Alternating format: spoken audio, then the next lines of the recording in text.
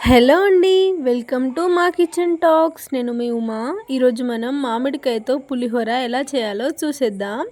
First పుల్లటి మామిడికాయలను తీసుకొని బాగా వాష్ చేసుకొని తర్వాత ఇలా పైనున్న తొక్కని తీసేసుకోవాలి. తర్వాత ఇలా గ్రేట్ చేసి పక్కన పెట్టేసుకోవాలి. తర్వాత పోపుకి కావాల్సిన ఇంగ్రీడియంట్స్ ఎండుమిర్చి, కరివేపాకు, పల్లీలు, పచ్చిశనగపప్పు, పోపు దినుసులు.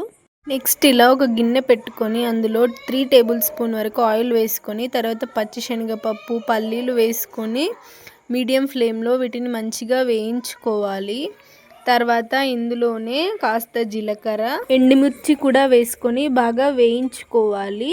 ఇవి వేగాక ఇందులోకి మనం కరివేపాకుని కూడా వేసుకోవాలి. నెక్స్ట్ కరివేపాకు కూడా మంచిగా ఫ్రై అయిన తర్వాత ఇందులోకి పసుపు, అల్లం వెల్లుల్లి పేస్ట్ కూడా వేసుకొని మంచిగా కలిపేసుకోవాలి. తర్వాత ఇందులోనే సాల్ట్, 1 టేబుల్ స్పూన్ వరకు షుగర్ని కూడా వేసుకుంటున్నాను.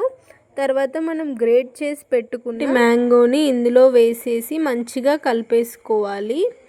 తర్వాత ఇది కాస్త చల్లారాక ఇందులో మనం ముందుగా కుక్ చేసి పెట్టుకున్న రైస్ని వేసి కలుపుకుంటే ఎంతో టేస్టీ అయిన మ్యాంగో పులిహోర రెడీ అయిపోతుంది. ఇది నచ్చని వాళ్ళు అసలు ఎవరైనా ఉంటారా అండి? సో ఇలాంటి మరిన్ని వీడియోస్ కోసం మన ఛానల్ని సబ్స్క్రైబ్ చేసుకోండి. మీరు కూడా ట్రై చేసి మీ ఫీడ్బ్యాక్ని నాతో కామెంట్ సెక్షన్లో చెప్పేసేయండి.